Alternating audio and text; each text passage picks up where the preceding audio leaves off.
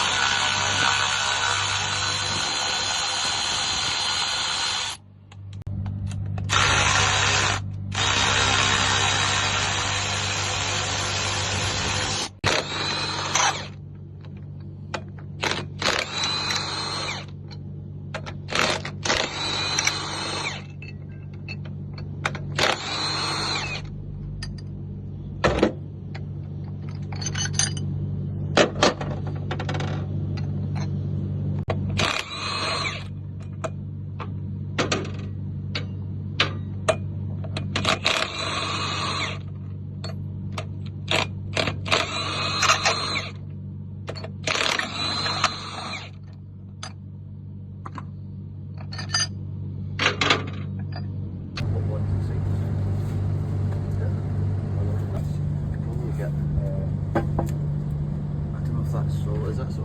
Aye, that will be so.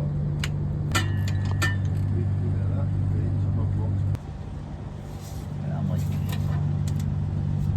maybe need to tilt that just. I'm fucking.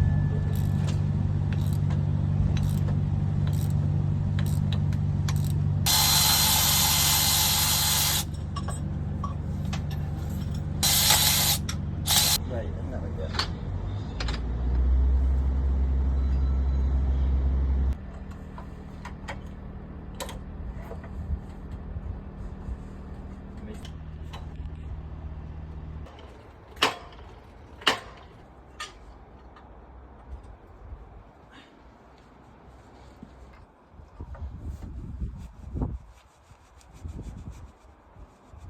Can't be funny.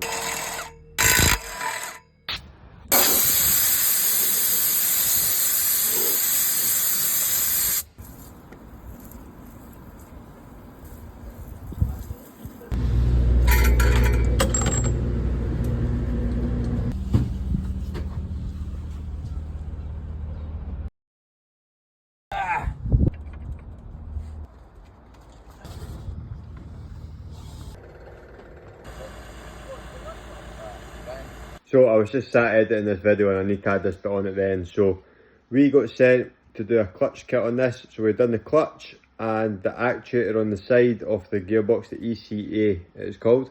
And when we've stripped it all down, rebuilt it all, and we went to calibrate it, and we had a clutch position control unit fault.